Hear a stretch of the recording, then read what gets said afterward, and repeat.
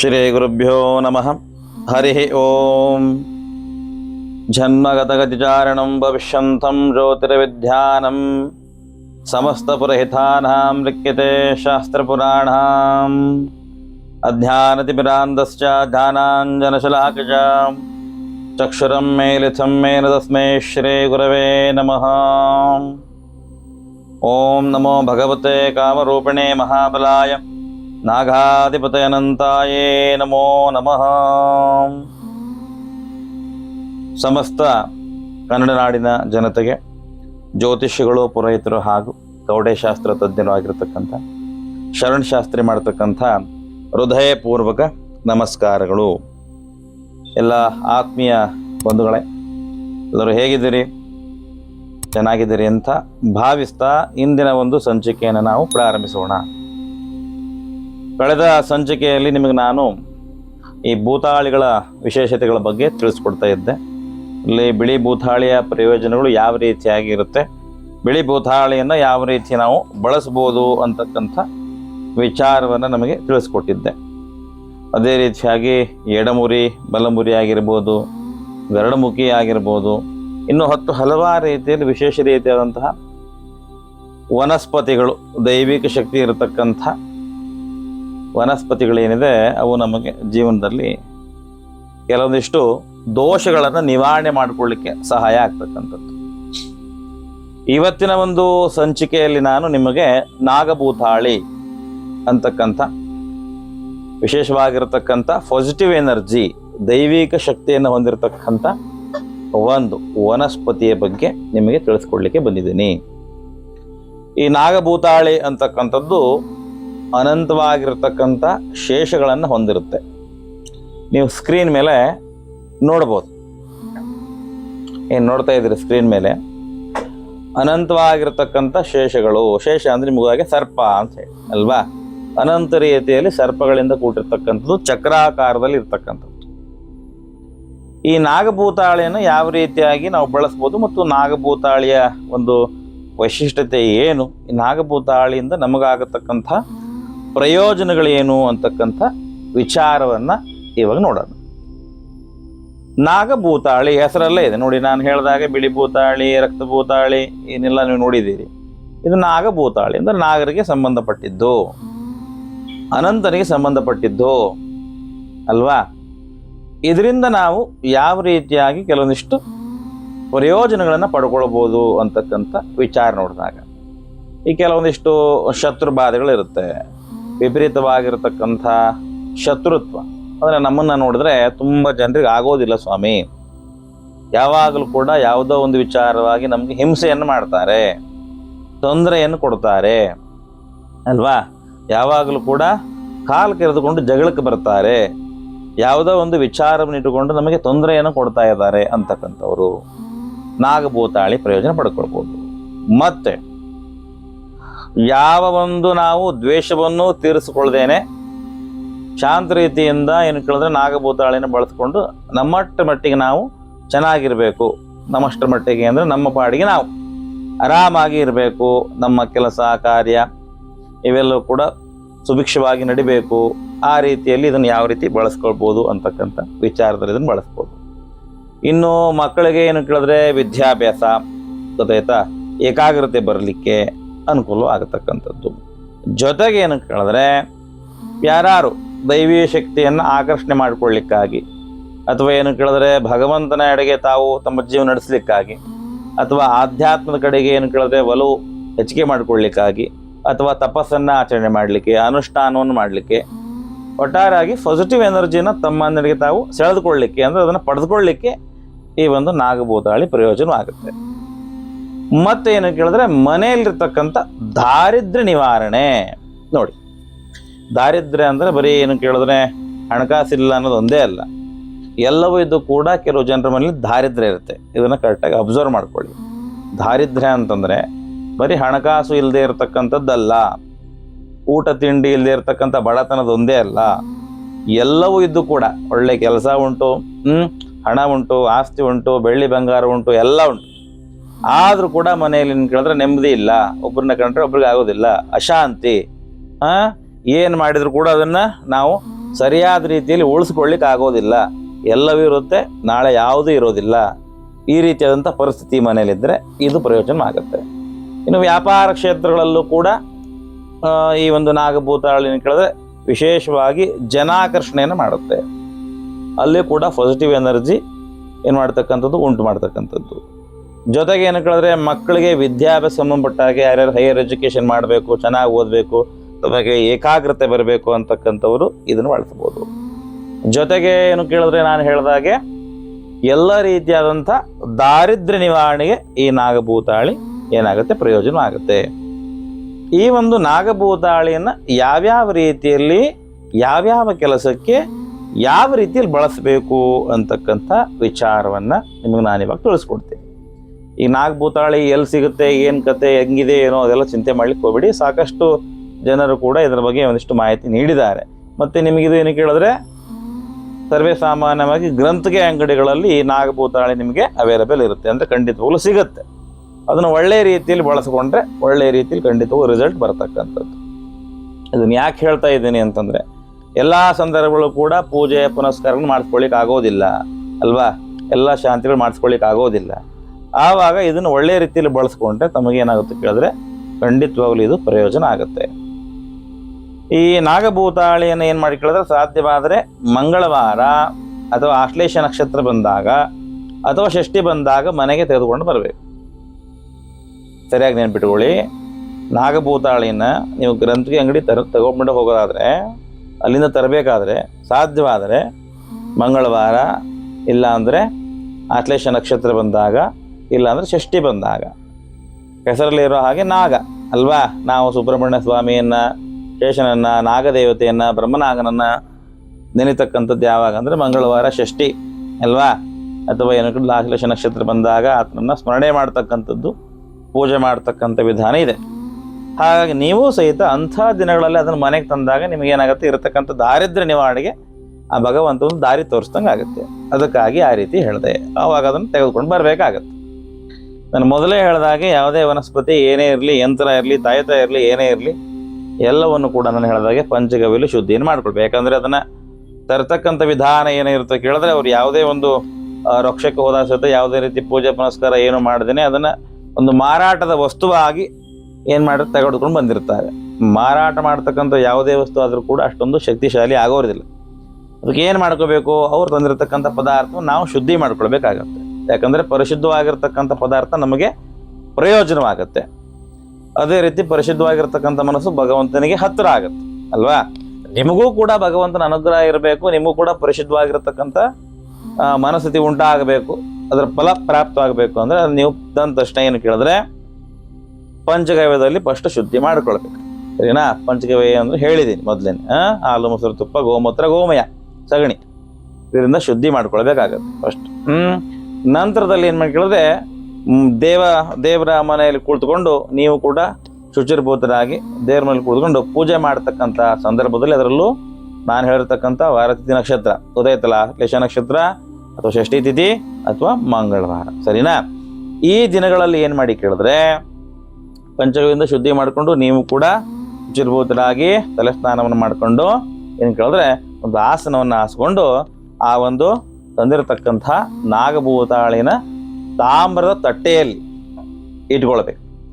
ತಾಮ್ರದ ತಟ್ಟೆಯಲ್ಲಿ ಇಟ್ಕೊಂಡು ಅದಕ್ಕೂ ಕೂಡ ನಿಮ್ಮ ಒಂದು ಶಕ್ತ್ಯಾನುಸಾರವಾಗಿ ಹಾಗೂ ಶುದ್ಧ ಮನಸ್ಸಿನಿಂದ ಭಕ್ತಿಪೂರ್ವಕವಾಗಿ ಓಂ ನಮೋ ಅನಂತಾಯ ನಮಃ, ಓಂ ನಮೋ ಭುಜಂಗಭೂಷಾಯ ನಮಃ, ಓಂ ನಮೋ ನಾಗರಾಜಾಯ ನಮಃ ಅಂತ ಹೇಳ್ಕೊಂಡು ಪ್ರಾರ್ಥನೆ ಮಾಡ್ಕೊಳ್ಬೇಕು. ಯಾರಿಗಾರು ನಾಗದೇವರ ಮಂತ್ರ ಗೊತ್ತಿದ್ದಲ್ಲಿ ಅದನ್ನು ಹೇಳ್ಕೊಳ್ಬೋದು. ಯಾರು ದೀಕ್ಷೆಯನ್ನು ಪಡ್ಕೊಂಡು ಶ್ಲೋಕವನ್ನು ಕಲ್ತ್ಕೊಂಡಿರ್ತೀರಿ ಅವರು ಕೂಡ ಅದನ್ನು ಹೇಳ್ಬೋದು, ಸರಿನಾ? ನಂತರದಲ್ಲಿ ನೀವು ಮನಸ್ಸಂಕಲ್ಪನೆ ಮಾಡ್ಕೊಳ್ಬೇಕು. ಮೊದಲಿಗೆ ಪ್ರಾರ್ಥನೆಯನ್ನು ಮಾಡಿಕೊಳ್ಬೇಕು. ನಿಮ್ಮ ಗುರುಗಳನ್ನು, ಗಣಪತಿಯನ್ನು, ನಿಮ್ಮ ಕುಲದೇವರನ್ನು ಮತ್ತು ನಾಗದೇವತೆಯನ್ನು ಪ್ರಾರ್ಥನೆಯನ್ನು ಮಾಡಿಕೊಂಡು ನಂತರದಲ್ಲಿ ಏನು ಕೇಳಿದ್ರೆ ಮನಸ್ಸಿನಲ್ಲಿ ಸಂಕಲ್ಪನೆ ಮಾಡ್ಕೊಳ್ಬೇಕು. ಯಾವ ಉದ್ದೇಶಕ್ಕಾಗಿ ನಾನು ಮನೆಗೆ ತೆಗೆದುಕೊಂಡು ಬಂದಿದ್ದೀನಿ ಮತ್ತು ಯಾವ ಉದ್ದೇಶದಿಂದ ನಾನು ನಿನಗೆ ಪೂಜೆಯನ್ನು ಮಾಡ್ತೀನಿ, ನಿನಗೆ ಏನು ಫಲ ಬೇಕು ಅಂತಕ್ಕಂಥದ್ದನ್ನು, ಅಂದರೆ ನಮಗೇನು ಫಲ ಬೇಕು ಅಂತಕ್ಕಂಥದ್ದನ್ನು ಅಲ್ಲಿ ಪ್ರಾರ್ಥನೆ ಹಾಗೂ ಮನಸ್ಸಂಕಲ್ಪನ ಮಾಡಿಕೊಂಡು ಪೂಜೆ ಮಾಡಲಿಕ್ಕೆ ಪ್ರಾರಂಭ ಮಾಡಬೇಕು. ಮಾಮೂಲಿ ನೀವು ಮನೆಯಲ್ಲಿ ಯಾವ ರೀತಿ ಪೂಜೆ ಮಾಡ್ತೀರೋ ಅದೇ ರೀತಿ ಪೂಜೆ. ಇದಕ್ಕೇನು ವಿಶೇಷವಾಗಿರ್ತಕ್ಕಂಥ ಪೂಜೆ ಪುನಸ್ಕಾರ ಮಾಡೋ ಅವಶ್ಯಕತೆ ಇರೋದಿಲ್ಲ. ಯಾಕಂದರೆ ಎಷ್ಟೋ ಜನ ಪೂಜೆ ಅಂತಂದರೆ ಇದನ್ನು ಹ್ಯಾಂಗೆ ಮಾಡೋದು, ಏನು ಕತೆ ಅಂತ ವಿಚಾರ ಮಾಡ್ತಿರ್ತೀರಿ. ಯಾರು ಕೂಡ ಆ ರೀತಿ ತಲೆ ಕೆಡಿಸ್ಕೊಂಡು ಭಯಪಡ್ತಕ್ಕಂಥ ಅವಶ್ಯಕತೆ ಇಲ್ಲ. ಪೂಜೆ ಅಂದರೆ ಭಯಪಡಿಸೋದಲ್ಲ. ಹಾಗಾಗಿ ಶ್ರದ್ಧೆಯಿಂದ, ಭಕ್ತಿಯಿಂದ, ಒಳ್ಳೆಯ ಮನಸ್ಸಿನಿಂದ ಯಾರಿಗೂ ಕೂಡ ತೊಂದರೆ ಆಗಬಾರ್ದು ಅಂತಕ್ಕಂಥ ಮನಸ್ಥಿತಿ ಇರಬೇಕು. ಗೊತ್ತಾಯ್ತಾ? ಯಾರಿಗೂ ತೊಂದರೆ ಕೊಡ್ಲಿಕ್ಕೆ ಮಾಡೋದಲ್ಲ ಇವೆಲ್ಲ. ನಮಗೆ ನಾವು ನಮ್ಮ ಜೀವನನ ಸುಖವಾಗಿ ಇಟ್ಕೊಳ್ಳಿಕ್ಕೆ ಅಥವಾ ಕೆಲವೊಂದಿಷ್ಟು ದಾರಿದ್ರ್ಯಗಳನ್ನು ನಿವಾರಣೆ ಮಾಡ್ಕೊಳ್ಳಿಕ್ಕೆ ನಾವು ಮಾಡ್ತಕ್ಕಂಥದ್ದು. ಯಾವ ಭಗವಂತನ ಕೂಡ ನಮಗೆ ಪೂಜೆ ಪುನಸ್ಕಾರ ಮಾಡಿ ಪ್ರತಿನಿತ್ಯ ಅದು ಮಾಡಿ ಇದು ಮಾಡಿ ಹೇಳಿಲ್ಲ. ಆದರೆ ನಾವು ನಮ್ಮ ಒಂದು ಈ ಮನುಷ್ಯ ಜನ್ಮನ ಭಗವಂತ ಕೊಟ್ಟಿರ್ತಕ್ಕಂಥ ಈ ದೇಹ, ಈ ಆತ್ಮದ ಒಂದು ಒಳಿತಿಗಾಗಿ ಏನು ಮಾಡ್ಬೇಕು ಹೇಳಿದ್ರೆ ನಾವು ಇದನ್ನು ಮಾಡಬೇಕಾಗತ್ತೆ. ಸರಿನಾ?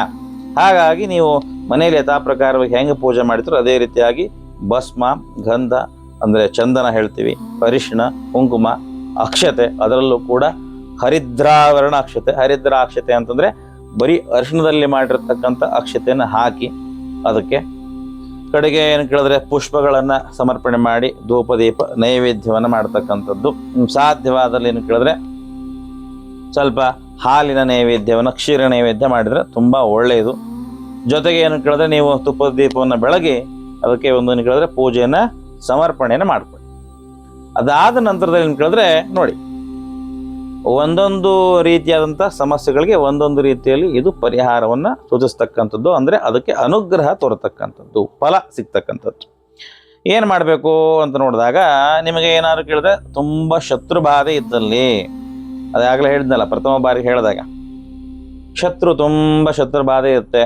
ಏನು ಮಾಡಿದ್ರು ಕೂಡ ನಮಗೆ ಶತ್ರುಗಳು ಬದುಕಲಿಕ್ಕೆ ಬಿಡೋದಿಲ್ಲ ಅಥವಾ ಬೆಳಿಲಿಕ್ಕೆ ಬಿಡೋದಿಲ್ಲ. ಎಲ್ಲದಕ್ಕೂ ಕೂಡ ನಮ್ಮನ್ನು ಕಾಲು ಎಳಿತಾರೆ ಸ್ವಾಮಿ ಅಂತಕ್ಕಂಥ ವಿಚಾರದಲ್ಲಿ, ಅಥವಾ ನಿಮ್ಮನ್ನು ತೇಜೋವಧೆ ಮಾಡೋದು, ನಿಮ್ಮನ್ನು ಅಪಹಾಸ ಮಾಡೋದು, ಈ ರೀತಿ ಇರ್ತಕ್ಕಂಥ ಸಿಚುವೇಶನ್ನಲ್ಲಿ ಏನು ಮಾಡಬೇಕು ಅಂತ ಕೇಳಿದ್ರೆ, ಅಂಥ ವ್ಯಕ್ತಿಗಳು ಏನು ಮಾಡಿ ಕೇಳಿದ್ರೆ, ಶತ್ರುಬಾಧೆ ಇರತಕ್ಕಂಥವರು ಕೆಂಪು ಬಣ್ಣದ ಬಟ್ಟೆ, ಕೆಂಪು ಬಣ್ಣದ ಬಟ್ಟೆ, ಕೆಂಪು ವರ್ಣದ ಬಟ್ಟೆ, ಹಾಗೂ ಏನು ಕೇಳಿದ್ರೆ ಹಳದಿ ಬಣ್ಣದ ದಾರ, ಶತ್ರುಬಾಧೆ ಇರತಕ್ಕಂಥದ್ದು. ಕರೆಕ್ಟಾಗಿ ಕೇಳಿಸ್ಕೊಳ್ಳಿ, ನಾನು ಯಾವುದನ್ನು ಇಲ್ಲಿ ತೋರಿಸ್ತಾ ಇಲ್ಲ. ಗೊತ್ತಾಯ್ತಾ? ಕೆಂಪು ಬಣ್ಣದ ಬಟ್ಟೆ ಮತ್ತು ಹಳದಿ ಬಣ್ಣದ ದಾರ.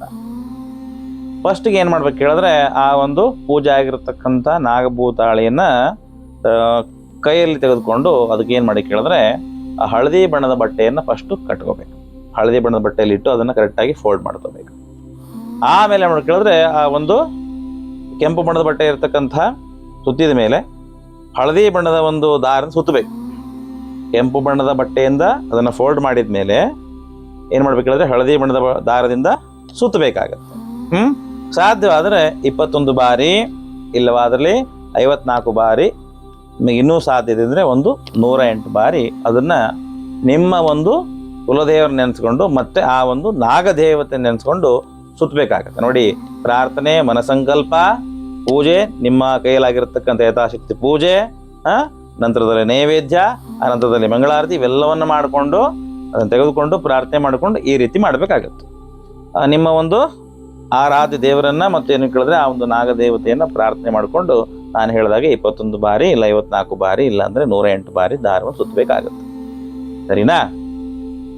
ಇದು ಏನು ಕೇಳಿದ್ರೆ ಇದು ಶತ್ರುಬಾಧೆಗೆ ಸಂಬಂಧಪಟ್ಟಿರ್ತಕ್ಕಂಥ ಒಂದು ಯಂತ್ರ ರೆಡಿ ಆಯಿತು. ಇನ್ನು ಎರಡನೇದಾಗಿ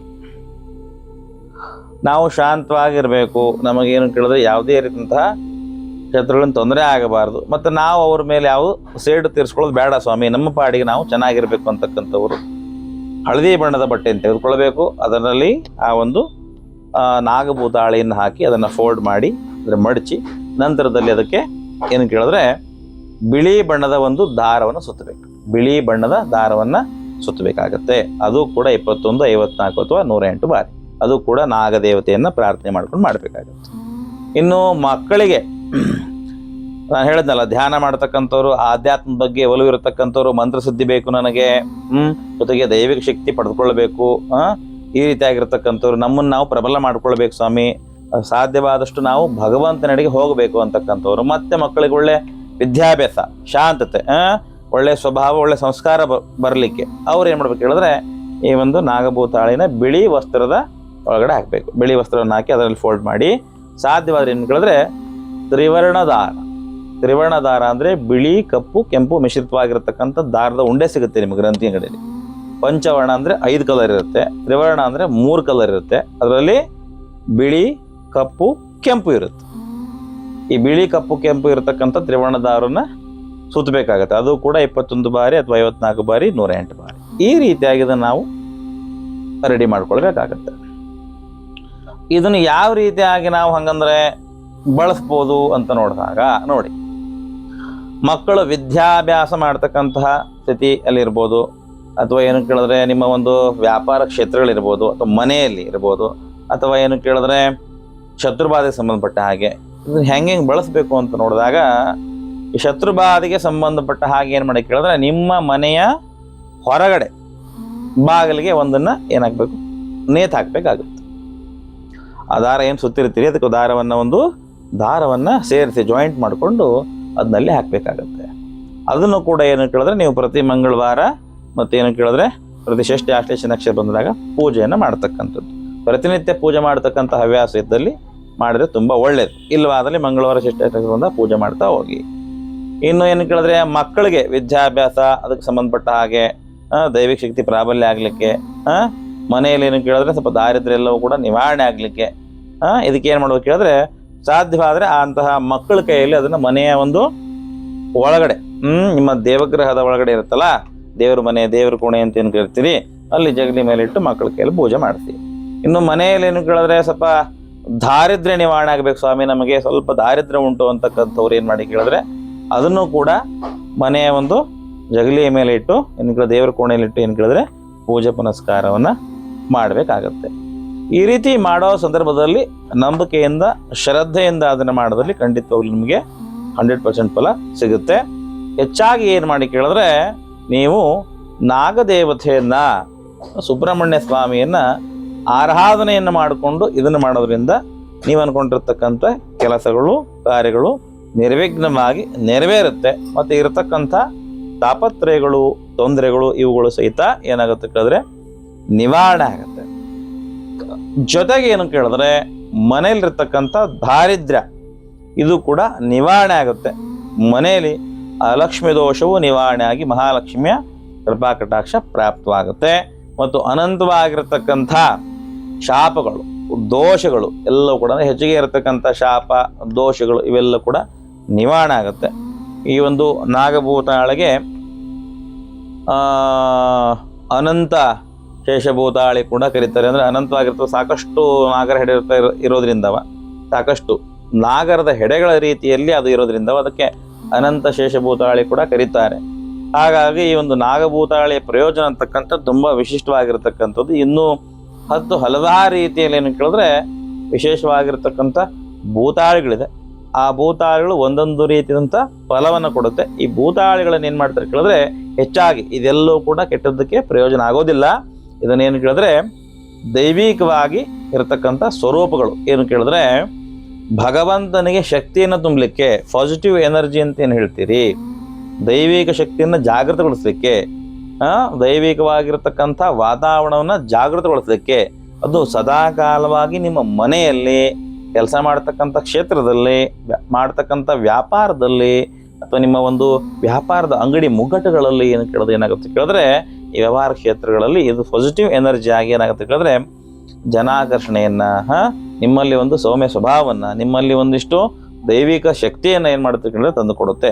ಅದನ್ನು ಯಾರು ಶ್ರದ್ಧೆಯಿಂದ, ನಂಬಿಕೆಯಿಂದ ಮಾಡ್ತಾರೋ 100% ಅವರಿಗೆ ಒಳ್ಳೆಯದಾಗುತ್ತೆ ಅಂತಕ್ಕಂಥದ್ದು ಇಂದಿನ ಸಂಚಿಕೆಯ ಒಂದು ವಿಚಾರ ಆಗಿದೆ. ಹಾಗಾಗಿ ಮುಂದಿನ ಸಂಚಿಕೆಯಲ್ಲಿ ನಿಮಗೆ ನಾನು ಮತ್ತೊಂದು ರೀತಿಯಂಥ ವನಸ್ಪತಿ ಕುರಿತಾಗಿ ಖಂಡಿತವಾಗಲೂ ಕೂಡ ಒಳ್ಳೆಯ ರೀತಿಯಾದಂಥ ಒಂದಿಷ್ಟು ಮಾಹಿತಿಯನ್ನು ಕೊಡ್ತೀನಿ ಅಂತ ಹೇಳ್ತಾ, ಎಲ್ಲರೂ ಕೂಡ ನಮ್ಮ ಸನಾತನ 95 ಚಾನಲನ್ನು ಸಬ್ಸ್ಕ್ರೈಬ್ ಮಾಡ್ಕೊಳ್ಬೇಕು. ಮತ್ತು ಏನು ಕೇಳಿದ್ರೆ ನಮ್ಮದು ಉಚಿತವಾಗಿರ್ತಕ್ಕಂಥ ಹಲವಾರು ಏನು ಕೇಳಿದ್ರೆ ಜ್ಯೋತಿಷ್ಯದ ಲೈವ್ಗಳು ಕೂಡ ಈಗಾಗಲೇ ಪ್ರಸಾರ ಆಗಿದೆ. ಅದರ ಪ್ರಯೋಜನವನ್ನು ತುಂಬ ಜನ ಪಡೆದುಕೊಂಡಿದ್ದೀರಿ. ನಮಗೆ ಧನ್ಯವಾದವನ್ನು ಕೂಡ ತಿಳಿಸ್ತೀರಿ. ನಿಮಗೂ ಕೂಡ ನಾನು ಧನ್ಯವಾದ ತಿಳಿಸ್ತೀನಿ. ಯಾಕೆಂದರೆ ಜ್ಯೋತಿಷ್ಯ ಅಂತಕ್ಕಂಥದ್ದು ಜಗತ್ತಿಗೆ ಬೆಳಕು ಕೊಡ್ತಕ್ಕಂಥ ಕೆಲಸ. ಅದನ್ನು ನಾವು ಎಲ್ಲ ಸಂದರ್ಭದಲ್ಲೂ ಕೂಡ ಹಣಕ್ಕಾಗಿ ಮಾಡಲಿಕ್ಕೆ ಆಗೋದಿಲ್ಲ. ಕೆಲವು ಸಂದರ್ಭದಲ್ಲಿ ಮಾಡಬೇಕಾಗತ್ತೆ, ಕೆಲವು ಸಂದರ್ಭದಲ್ಲಿ ಮಾಡಲಿಕ್ಕೆ ಆಗೋದಿಲ್ಲ. ಹಾಗಾಗಿ ಅದರ ಒಂದಿಷ್ಟು ಪ್ರಯೋಜನಗಳು ಎಲ್ಲ ಜನರಿಗೂ ಆಗಲಿ ಅನ್ನೋ ಉದ್ದೇಶಕ್ಕಾಗಿಯೇ ನಮ್ಮ ಸನಾತನ 95 ಚಾನಲ್ಲಿ ಉಚಿತವಾಗಿರತಕ್ಕಂಥ ಒಂದಿಷ್ಟು ಜ್ಯೋತಿಷ್ಯದ ಲೈವ್ಗಳು ಬರುತ್ತೆ. ಬೇರೆ ಬೇರೆ ಸಮಸ್ಯೆ ಇರ್ತಕ್ಕಂಥವ್ರು ನಂಗೆ ಕರೆ ಮಾಡಿ ಕೇಳ್ತಿದ್ದು ನಿರ್ದಿಷ್ಟವಾಗಿರ್ತಕ್ಕಂಥ ಚಾರ್ಜನ್ನು ಅವ್ರಿಗೆ ಹಾಕಲಾಗಿದೆ. ತಮ್ಮ ಎಲ್ಲರಿಗೂ ಗೊತ್ತಿರೋದಾಗೆ ಬರೀ 501 ರೂಪಾಯಿ ಅಷ್ಟೇ ನಾವು ದಕ್ಷಿಣೆಯನ್ನು ತೆಗೆದುಕೊಳ್ತಕ್ಕಂಥದ್ದು. ಎಷ್ಟೇ ಪ್ರಶ್ನೆ ಇರಲಿ, ಏನೇ ಸಮಸ್ಯೆ ಇರಲಿ, ಯಾರಿಗೆ ಲೈವ್ನಲ್ಲಿ ಅವಕಾಶ ಸಿಗೋದಿಲ್ಲ ಅವ್ರಿಗೆ ಮಾತ್ರ ಆ ಥರ ಮಾಡಿರ್ತಕ್ಕಂಥದ್ದು. ನಿರ್ದಿಷ್ಟವಾಗಿ ಇಷ್ಟೇ ಹಣವನ್ನು ಪಾವತಿ ಮಾಡಬೇಕು ಹಾಗೆ ಹೀಗೆ ಆ ಥರದ್ದೆಲ್ಲ ನಮ್ಮಲ್ಲಿ ಏನೂ ಇಲ್ಲ, ಗೊತ್ತಾಯ್ತಾ. ನಮ್ಮ ಹತ್ತಿರದಲ್ಲಿ ಬಂದ್ರೂ ಅಷ್ಟೇ ಇರುತ್ತೆ, ಲೈವ್ನಲ್ಲಿ ಕೇಳಿದ್ರು ಅಷ್ಟೇ ಇರುತ್ತೆ. ಜೊತೆಗೆ ಏನೋ ಕೇಳಿದ್ರೆ ಕರೆಯನ್ನು ಮಾಡೋದು ಕೂಡ ಅಷ್ಟೇ ಇರುತ್ತೆ. ಇನ್ನೇನು ಕೇಳಿದ್ರೆ ನಿಮ್ಗೆ ಗೊತ್ತಿರೋ ಹಾಗೆ ಲೈವ್ನ ಕಾರ್ಯಕ್ರಮಗಳಲ್ಲಿ ನಾವು ಯಾವುದೇ ರೀತಿಯಂಥ ಹಣವನ್ನು ಎಕ್ಸ್ಪೆಕ್ಟೇಷನ್ ಮಾಡೋದಿಲ್ಲ. ಆದರೆ ಏನು ಕೇಳಿದ್ರೆ ಪ್ರತಿ ಬಾರಿ ಸಹಿತ ನೀವು ಬೇರೆ ಬೇರೆ ವಿಚಾರವಾಗಿ ಪ್ರಶ್ನೆಯನ್ನು ಕೇಳಿದಾಗ ನಮಗೂ ಹೇಳಲಿಕ್ಕೆ ಅನುಕೂಲವಾಗುತ್ತೆ. ಯಾಕಂದರೆ ಕೇಳಿರೋ ಪ್ರಶ್ನೆಯನ್ನು ಕೇಳಿದಾಗ ನನಗೂ ಎಲ್ಲವೂ ಕೂಡ ಅರ್ಥ ಆಗುತ್ತೆ, ಯಾವ ಪ್ರಶ್ನೆಯನ್ನು ನೀವು ಎಷ್ಟು ಬಾರಿ ಕೇಳಿದ್ರಿ ಹೇಳಿ.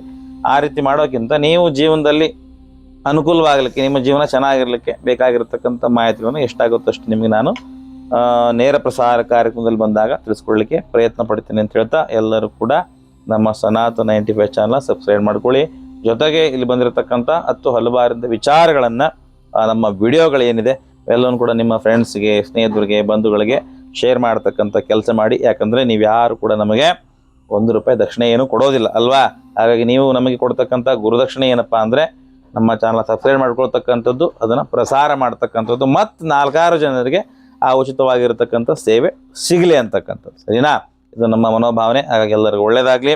ಸರ್ವೇ ಜನ ಸುಖಿನ ಭವಂತು, ಲೋಕ ಸಮಸ್ತ ಸುಖಿನ ಭವಂತು, ಸಮಸ್ತ ಸನ್ಮಂಗಳಾದಿ ಭವಂತು. ಎಲ್ಲರಿಗೂ ಒಳ್ಳೆಯದಾಗಲಿ.